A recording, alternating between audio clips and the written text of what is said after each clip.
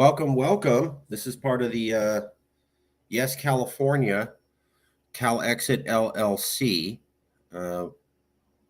group, the original Calexit people who made all the fame in 2016, 2017, minus people who don't belong to the movement anymore. And we are still here, still doing it, still believing. Had a gap in some of the meetings because we've been doing interviews with professors around America about the state of political polarization. No other organization or university or researcher anywhere in America has done more interviews with more professors providing quality information on political polarization, the state it is in America, than we here at Calexit LLC / formerly Yes California, sort of still Yes California, sort of. Nobody's done that. No universities, no professors, no academics, no reporters, no newspapers, no nothing. Nobody's touched the amount of reviews and quality information with thoughtful people around America that we have, not even close. So it's another project for us where we literally do something that nobody else has done. This is reminiscent of the conference on homelessness that we alone held during the governor's recall election. Gavin Newsom couldn't even talk about homelessness. None of the other Democrats or Republicans could have a conference on it at all during that election season. And we alone provided a conference on homelessness with actual homeless and at least a couple candidates. We were the only ones in California to do that. We're also the only ones in California to host debates of all the candidates in the recall election. While we didn't necessarily support the recall election, we felt it was a process of democracy. It was properly filed legally. And when nobody would interview candidates, which is essential to democracy, we were the only ones in all of California to do it. We made contacts with 30 different candidates, vastly more than anybody else by like 300 to 500%. And we provided the only video out there, about 10,000 views. So we have a history of stepping up in a big way at the level of institutions, universities, professors, and cable news networks, and doing the things they won't do. This is simply just another one in the long lines of the awesome ground-shattering projects that we take on and succeed in doing here. So with that, stay tuned for more interviews. And I want to turn it over to the Calexit CEO, Jason Wright. Jason, are you with us, brother?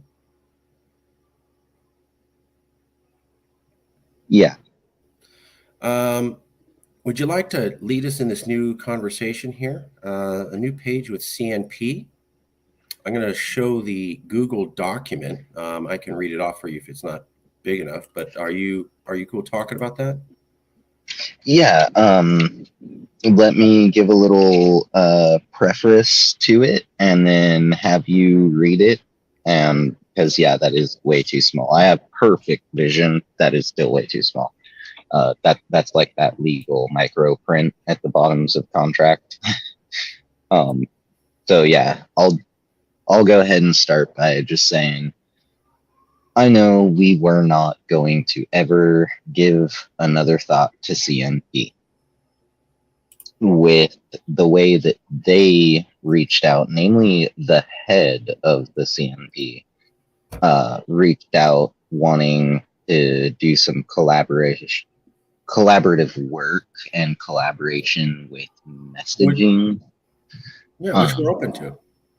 Yeah, we thought that maybe this could be the start of rebuilding the bridge between our two groups, the bridge that got nuked, and then has made, I guess,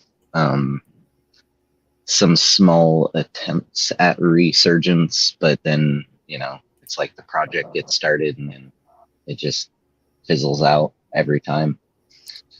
So when Sean Forbes contacted Marcus and Marcus got him in contact with me, I figured, hey, the two heads, right? The head of our group, head of their group, can talk directly and openly, and we can come to some sort of agreement of non-hostility. And from there, once we've got that, we can move forward with collaboration shared messaging, the works. And I made it abundantly clear that that would be really nice, because ultimately, as I've been saying for years, we're all in this together. Whether we like, the Republicans of California or not, guess what? They're still Californians. They're still Republican, but they're still Californians. And discounting and discrediting other Californians just because you don't like them, that's not democracy. We do seem to value democratic due process as Californians by and large. And so I read it as, okay, we're here representing a movement based on representation of California values. We have a chance here to really practice what we preach and what we think we see, what we're reading from the rest of our fellow Californians. And that means, gritting our teeth and, playing nice, even if we don't want to necessarily. Not saying anything like, we don't like Sean. It's just, the group itself, right? Their group, our group, there's a lot of past tension between. So it would be really nice to have us all get past that so that we can just hurry up Calexit. Nice. So, Marcus, go ahead and read that off. This is what I drafted up and proposed to Sean Forbes in the hopes that he will be able to get his board of directors to sign off on it. All right. So that we can. So I've shown the text. I blessed accept it. Start it. Move forward. Really big. So everybody should be able to read along at home. You can see the exact text there. I'll read it now. I'll read the first paragraph, highlighted in shade. This statement is an agreement between the groups Calexit LLC, including members of the YesCalifornia.org and California National Party CNP, to be referred to as the involved entities, for the sole purpose of non-hostile cooperation between the listed entities and their members across all levels and platforms. We, the involved entities, do hereby agree to cease and desist any and all hostilities towards each other and each other's groups across any and all platforms, including but not limited to Twitter, Facebook, Instagram, YouTube. Each entity agrees to regulate the speech and behavior of its members in this regard to ensure the agreement is upheld, including but not limited to reprimanding offending members, issuance of a formal apology from the offending entity to the other, etc. Each of the involved entities agrees to remove any offending member if they continue to disregard this agreement after first offense. This agreement is to ensure that each of the involved entities is willing and able to pursue common messaging and goals for the betterment of the future of California and the Calexit movement. This agreement shall be considered effective immediately and henceforth in perpetuity unless otherwise stated by one or more of the involved entities. So you can see most of the whole text at once, but there it is. There's the whole body. And it's pretty straightforward and simple. We didn't want it to be very complex. All it says is we're going to be nice to each other. Basically, we had to put in a little bit of language about, well, what if somebody wants to be a stickler? Well, then, you got to get a little harsh. Sorry. Most people should just be cool doing this. Nobody's really interested in tearing each other down.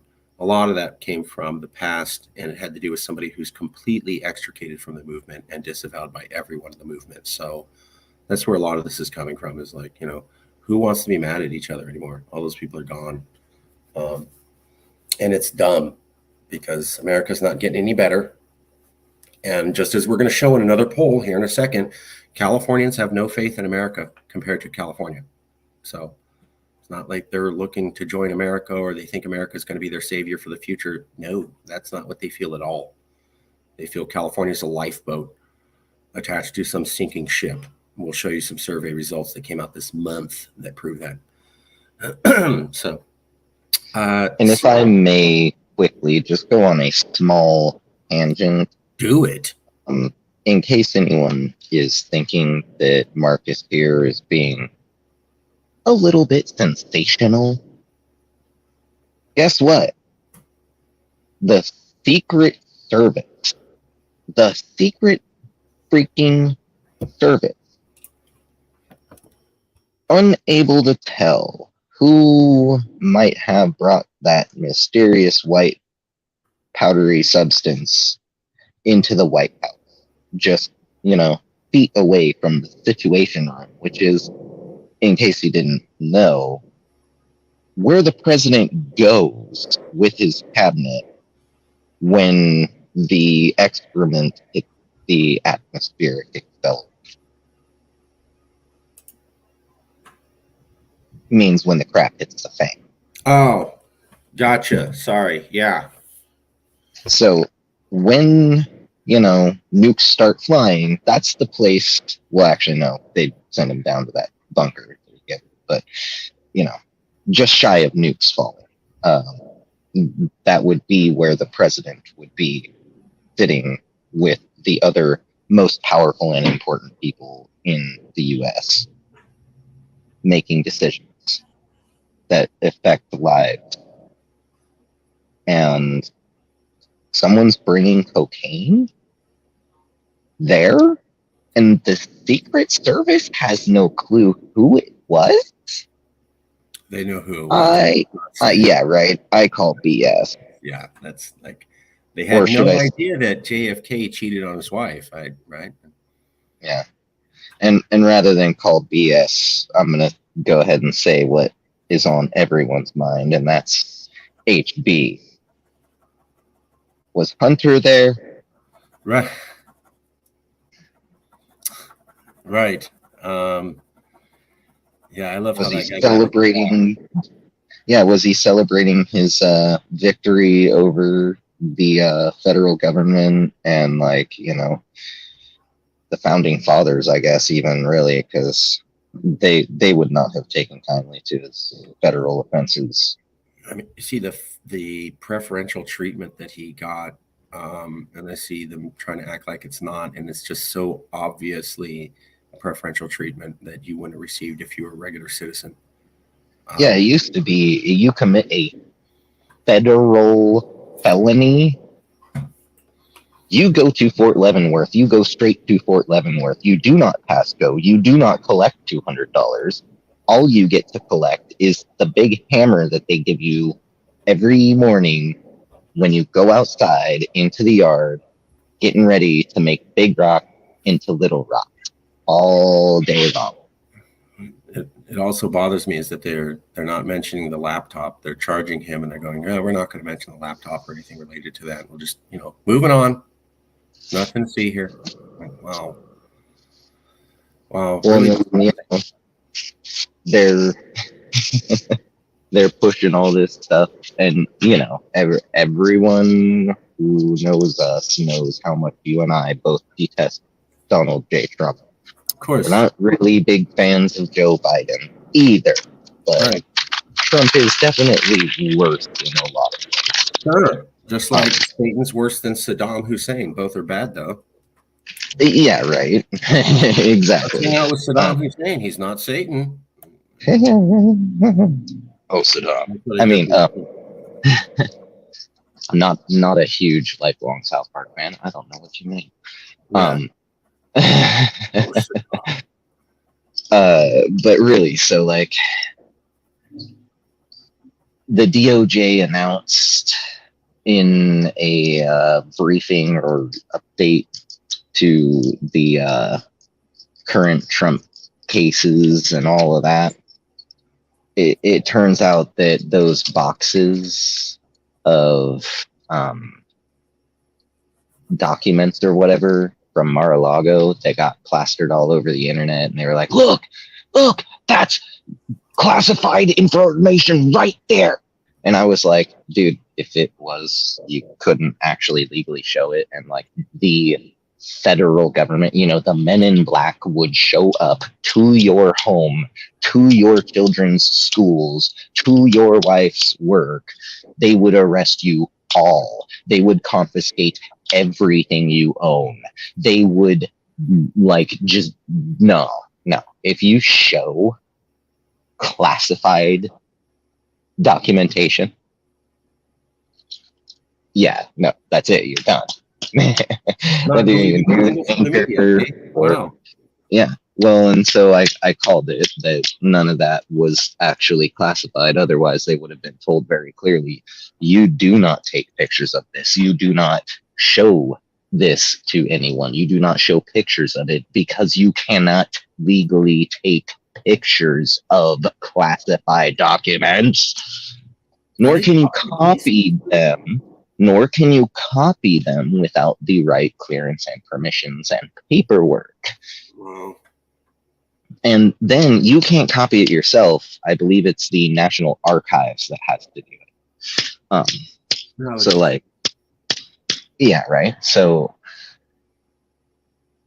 I knew right away none of that can be classified because these pictures ever made it out onto the internet at all, let alone were taken. If the FBI had found shit there, or my apologies, had found stuff there that was actually very serious and of a highly sensitive nature, they would never have taken any pictures. They may have said something about it, like, yes, and today when we raided the Mar-a-Lago compound, we saw that there were 3 boxes, each containing at least one document, which is still currently classified, blah, blah, blah, right? But no, they didn't do that. There was none of that. And it was just announced the other day, none of those were classified. Not a thing in any of those boxes in those pictures was classified material. Really? After all this? Yeah. Can you send me a link on that? Whenever. Yeah, that they just dropped that announcement yesterday. It's in like an official written briefing.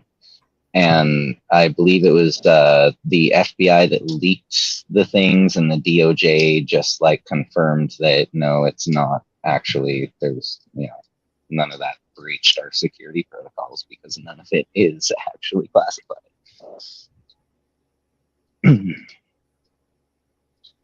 Which means, what are they going to do with Joe Biden's? Because maybe Joe Biden's documents are going to end up somehow the multiple locations with multiple rooms full of boxes of documents. Probably, this is a theory and, just a stab in the dark, but maybe his whole document thing is going to come up with, oh yeah, he didn't have any sort of classified documents either.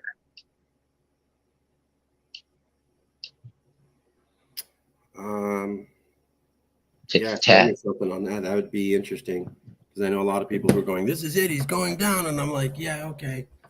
15th time charm, right? Mm-hmm. That's exactly charm. Exactly. Yeah. So okay, yeah, because as you were pointing out, haven't really heard anything this last week about his documents and stolen nuclear codes, and he's going down. And for the last 3 weeks, man, it was a rabid fever pitch. All my fellow liberal friends, he's going down, he's going down. This is it, he's going down.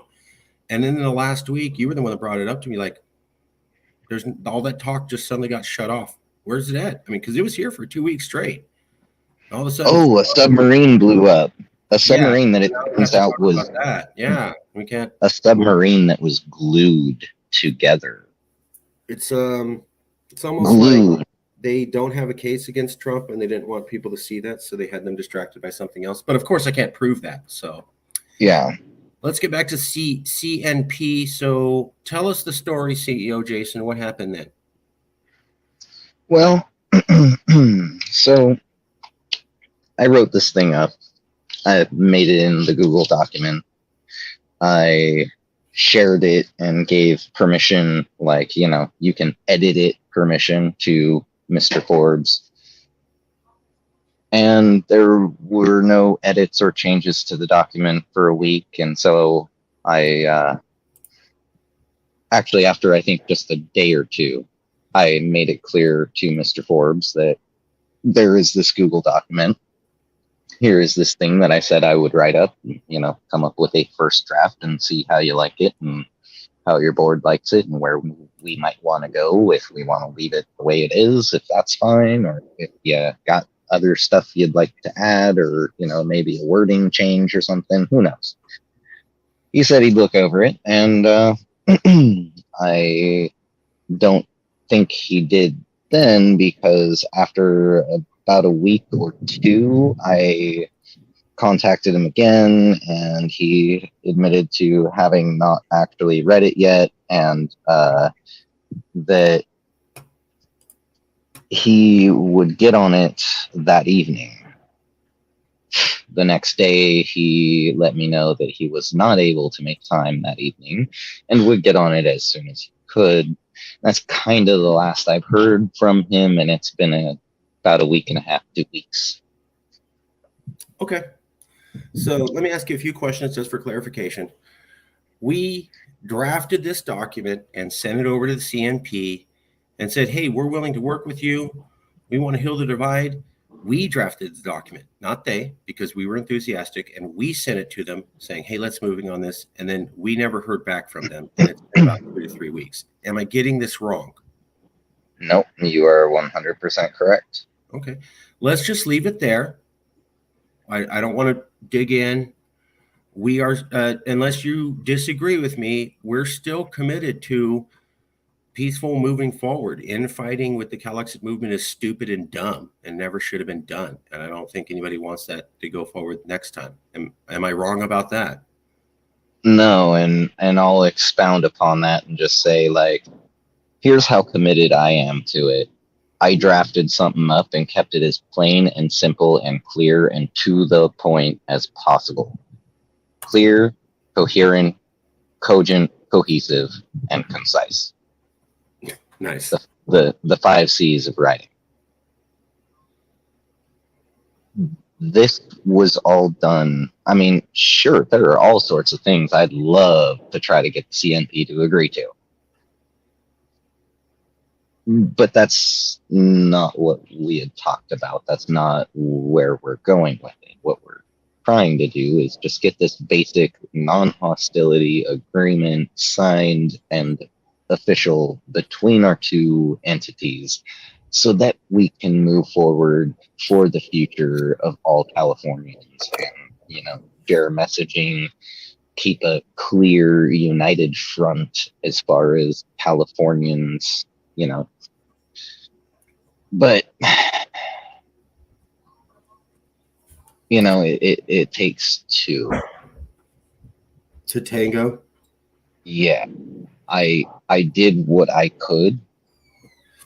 I kept it to something that I felt if they wrote this and presented it to us, would I be able to say yes to it or not? And, I feel that if they had presented this to us, I would actually be totally blown away in a good way. I would be astounded in a good way. I would be like, oh wow, hey, okay, this John Forbes guy, he's the right guy for CNP. Hot damn. Because ultimately, it's all right there in the document. If you know politics and you know legal documents and you know corporate BS back and forthery, right? Then you'll see this and you'll know exactly what this is. Hey, let's just get this done. Let's agree to just be polite. We'll agree on the one thing. We will be polite with each other. Agreed? Shake hands. Cool. Picture, smile, shake a baby, wave a hand, or right. shake a hand, wave a baby. But that's what this is. It's so plain and clear that this is an obvious effort on our part to make sure that we can do this thing together. But it takes two to tango.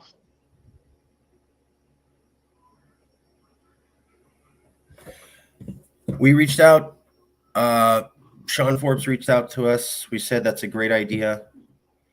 Thank you, Sean, for making that initial move. We think that's a great idea.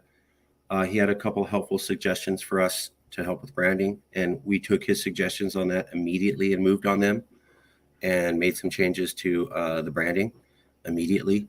And then we also sent this document over. And so we drafted the document. We made changes immediately upon request from CNP.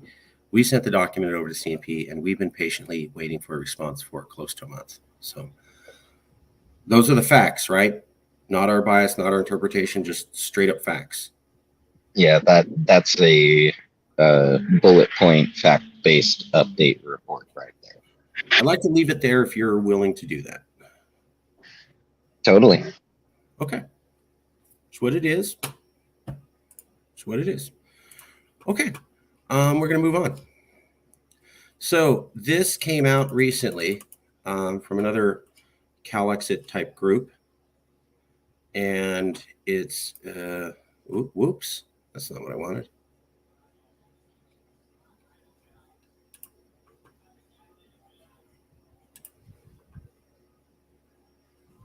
Okay, so I don't know if you can read that.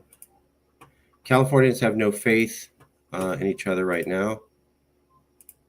So this was a California Community Poll Spring 2023 top lines from Strategies 360 California Poll. There it is. Strategies 360 landing California polling. June 2023 survey top line results. 4 in 10 Californians leaving, etc., or they're thinking about leaving. That's what they were mentioned. But this in this survey here is this.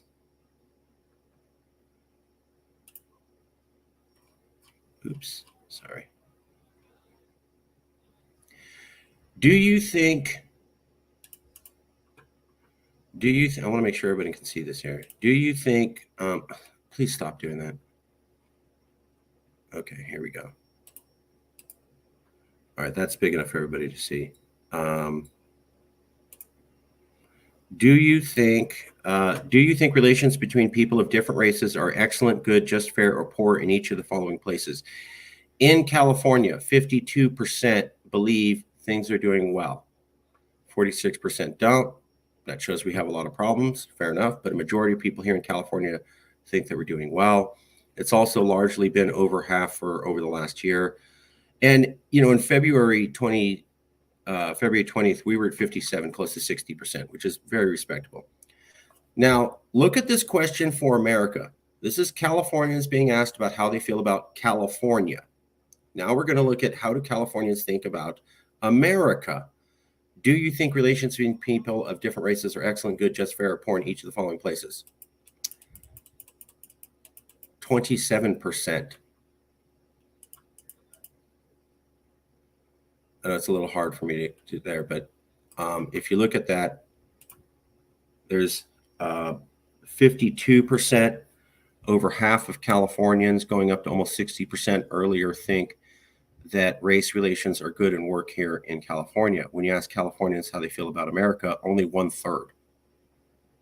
So it drops dramatically. We have over half the population in California think, yes, we have over 40% who don't think it's great. Big problem. I've never said we fixed race here. We still need to work on that. But we had over half the population say, yeah, I think we're doing the right thing with race and integration. Well, how do you feel about America? Only 30% say that. So Californians have basically half or close to half the faith in America about being a place that accepts diversity that they do in California. And this just came out. June 2023. June 23rd, 2023. This is July, so this is only a few weeks old. There it is, 52% versus America, 27%. So we go from over half to just a third. That was also recreated in these other questions asked in another version. Do you think the relations between people of different races are excellent, good, just, fair, or poor in each of the following places? Excellent, good, 52%. Talking about the United States, 27%. So there it is, even more. Californians just really don't have that much faith in America as a place that can handle diversity. whereas over half of the population has always felt that we can handle diversity here in California. Again, no one's saying 90%. That means we have a lot to work on. Always said that we do. But I've also always said that if you wanted to go to a racial utopia, if there isn't any on Earth, the question is who's going to get there first? This shows exactly what Californians think. I think California is almost 200% more likely to get there first before America. There's almost half as much faith in the USA as there is in America, as there is in California. So those are poll results that are only weeks old, and they totally back up California independence. People do not have faith in the United States. We are a majority minority state, crawling with minorities. And most of us feel way better here, over half, than it is in the USA. And by the way, if you look at the previous results for that, going back over the last year, it was always around 30%. If you look at the previous results for California, it was always around over half. Yeah, there was a 48 one month, but then it jumped to 57 the next month. So you average that out, it's about 49%. Close to 60%. You average this out, it's about 27 to 32%. So they're just not even close. And I don't have the figures for it, but it's one of those random stats that we've talked about over the years. When Europeans vacation in North America, if they come to the United States, usually, if they're on the West Coast, they will visit a place called California. They don't go quite as much to Arizona, New Mexico, South Dakota, Wyoming, Montana, Wisconsin, Minnesota, right? They go to like New York, maybe Miami, because, you know, if they're young and want to party. LA, San Francisco, maybe Austin, Houston, Dallas, a stop or two in Texas, because Texas has a reputation around the world like California does. And, you know, we get along just fine with folks from Texas, and we don't see eye to eye legislatively on a lot of things. But we do both agree. We here at Calexit agree that California is best run by Californians and would not do well under Texas law. And that Texas should be run by Texans, and it would be better off for Texans to have it that way, and that they would be miserable if they were subject to California law. It's kind of a no-brainer, really. But so what started this whole slight tangent was just to point out that there are very few places where Europeans really want to go visit in America. And one of the big spots for European vacations, Lake Tahoe, San Francisco, Los Angeles, San Diego. California is huge with European tourism. They love it here. And part of that is because they feel safer here. Because we're not like, yeehaw, let's all go get our guns. Yeah. No offense to anyone who is. Hey, that's your right to be that way. That's who you are, how you are. You do you.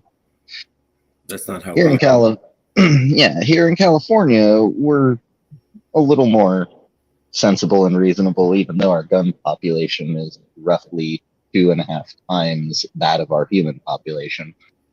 We have like 11 to 12% of the entire country's population. So does that mean we've got like 22 to 24% of the entire country's gun population?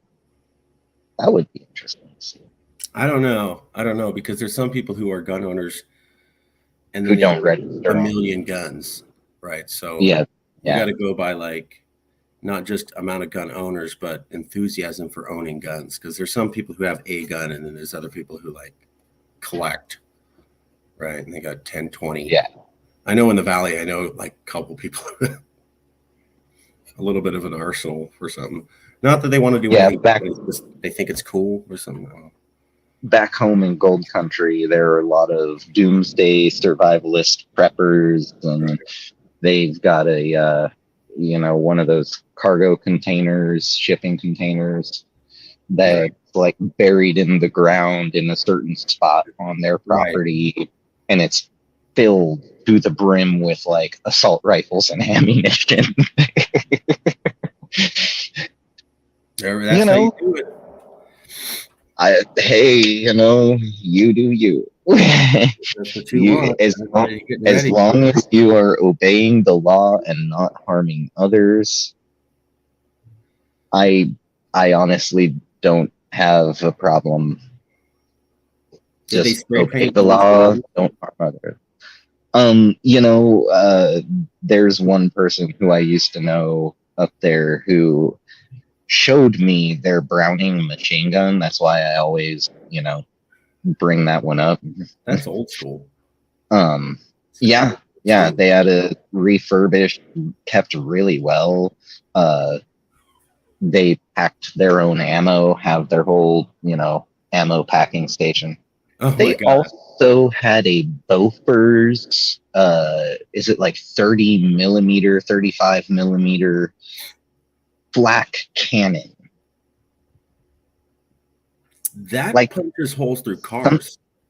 Something you would find on a freaking ship. Like a U.S. Navy vessel to ward off enemy aircraft and seacraft. Wow. And he's got it mounted in a big old concrete platform dug into the ground and poured and everything, and it's mounted on there. And once in a great while, if you're in the right area, it might sound like someone's blast mining, but they're not. That's one of them crazy old coots that you make sure that you stay away from their property. You don't go to the end of the driveway and play around like you're going to take a step in. You like kind of walk around like towards the middle of the road as you're passing their driveway, and then you cut back into the side. All right. Once you're okay. And we've got that, right? And hey, you know what? They're Californians too. Do I need to go and get me machine guns and miniguns and prepare for the end of the world? No, I don't need to. I don't feel I need to. But, as long as someone's obeying the law, and I'm pretty sure there was some illegal activity of him owning that. There's got to be some sort of law he broke in owning that, procuring it. But, that's not for me to decide. But he also, he keeps it mounted. He doesn't try to bring it out and about. He didn't mount it on a vehicle and drive it into town. He keeps it out in the middle of nowhere on the edge of his property and shoots it into a little hill. It's a lot of mountain folk people do. You can do a dig out in your hill, and then it becomes a firing range. Or because it's very hilly, you just dig into the side of a mountain, and it's basically safe. You can't do anything there. We're not encouraging any of that. We're just talking about our home regions that we came from. And the fact that California is a very, very diverse place. There are people diverse. With no religion. There are people who pretty much their whole life is their religion. There are people with insanely high level education, and there are people still not receiving a fully adequate education. Being, really the education system is still failing Californians, youth and not.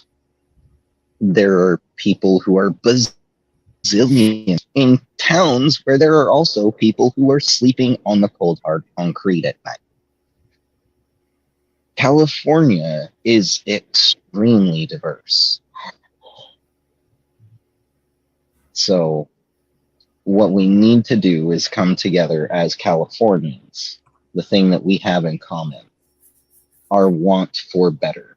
I know Republicans who voted for Trump, who are Californian, who they vote the way they vote because they feel that that's what's going to make it better.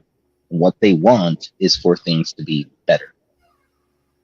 Everyone's got their own opinions as far as, variations of better and what's really better. And what we're talking about for the betterment of all California is doing things in a way that it's not so much division. It's not, the California Republicans and the California Democrats. You know what? Both of them have failed their constituents. Both of them. If you're a California Republican, you should say screw you to them. And if you're a California Democrat, you should definitely say screw you, but also maybe demand your money back. Even though you really can't, because you have to do them. But nice.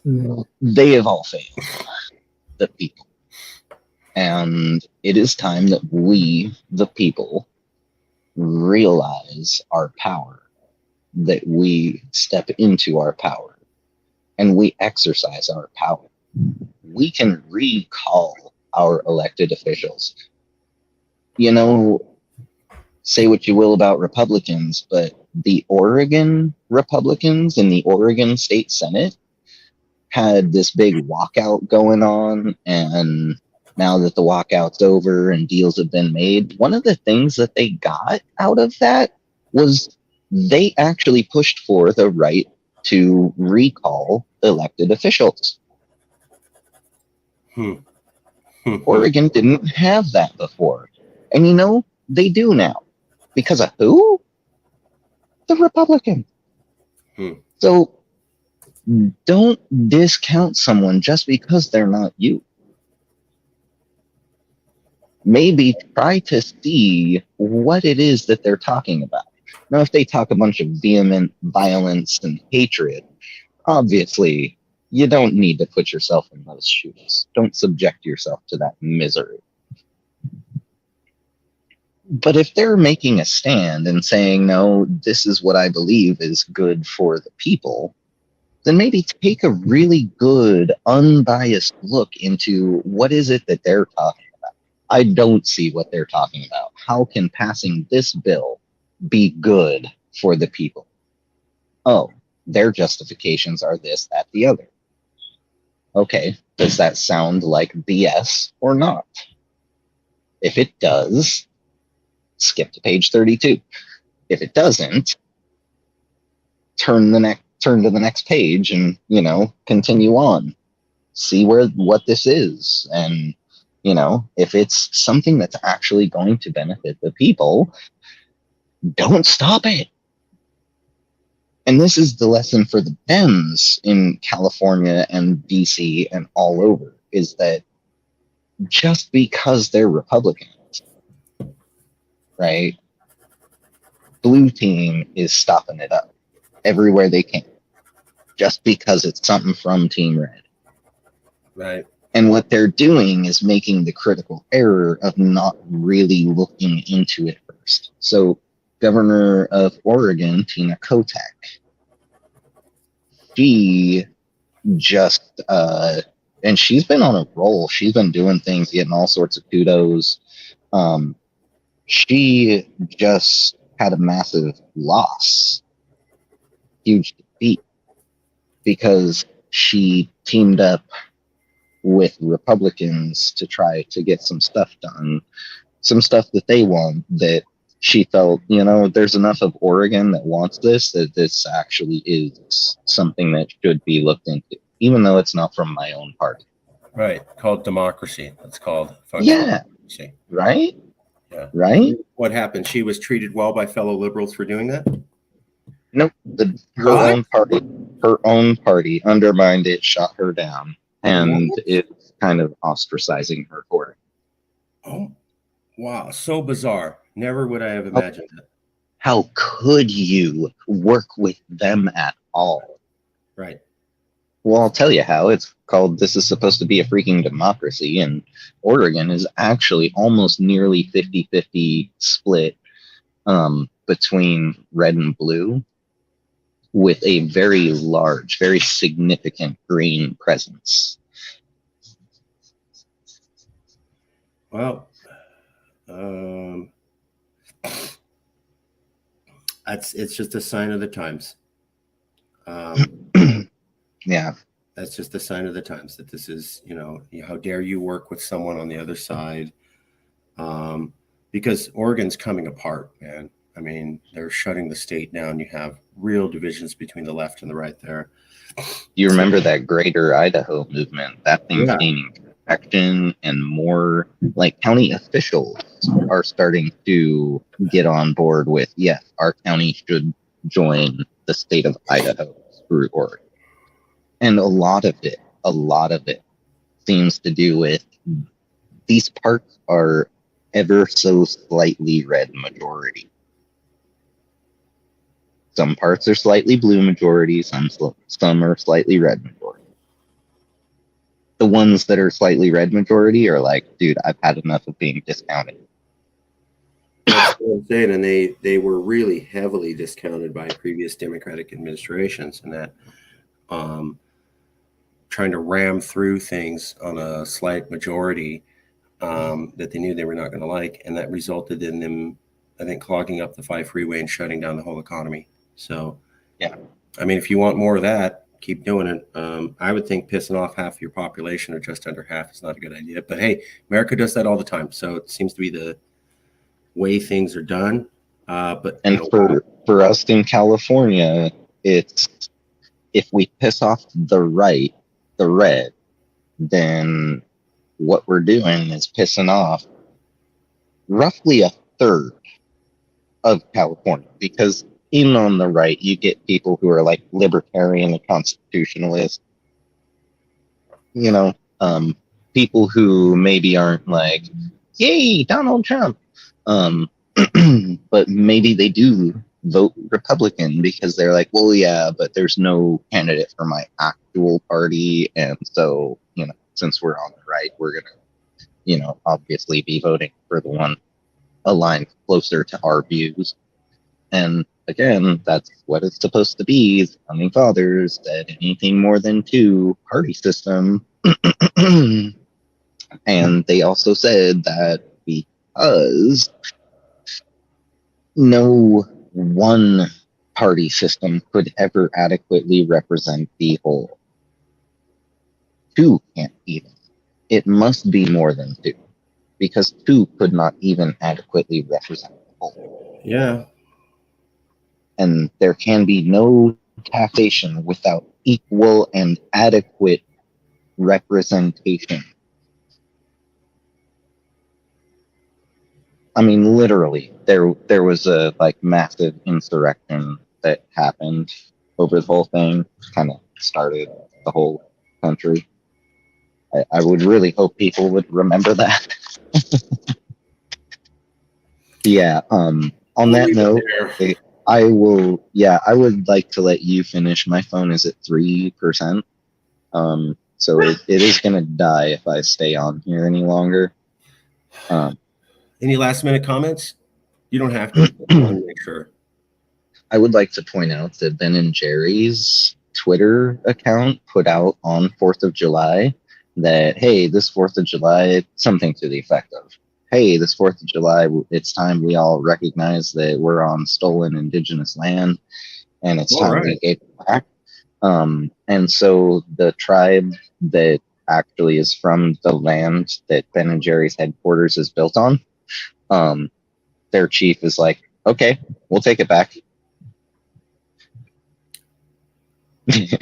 So now they've got to, now they've got to put their money where their tweet is, which means other companies might also feel pressured, because who wants to be the schmuck who's like, oh, this is the hot new trend, recognizing indigenous issues and rights and the atrocities against them over, centuries. But this is like the hot new thing. yeah, let's not do it because, I don't want to do the right thing. If it Yeah, affects no the one. profit line, they won't be doing it. Well, that's the thing, though, is the amount of PR that they'll get is worth it to give up a piece of land that they have to continually pay upkeep on anyway. That's the question. So most of the larger ones would probably be considering it if they're not already, at least if they're smart. It's just good business. Yeah, I will gladly cut off my pinky toe here because it's actually what my whole body was built on, and I stole it from you anyway. I would not be this body if I didn't steal that pinky toe from you and grow up. So Okay. have it, it's the least they can do, literally, and the Yeah. easiest thing for them. So let's pay attention to indigenous issues across the nation and the world and help to push it because it's actually getting somewhere. Indigenous issues related movies coming out, all sorts of stuff. Oh, and there goes my battery. Si se puede. Viva todos. Well, thank you all for joining us. I hope you saw we're still doing movement stuff. We focused a lot on interviews with professors about political polarization so that we could provide you information because America is continuing to polarize, which means the likelihood of a Calexit is only growing. And we're not the only ones. Other people in the movement see that. Like the group that put out this chart, they didn't do the survey, but they put out the chart because they're seeing that, Californians don't really have faith in America like they do in California. So it's 2-3 years of Joseph Biden supposedly healing America, and we're still at, I don't see it, bro. Trump is supposedly gone. He's been out of office for multiple years. Californians still don't really have faith in a racially tolerant future for America. So maybe America's never going to be healed and they'll never come around to it. We'll leave it there and we'll see you soon.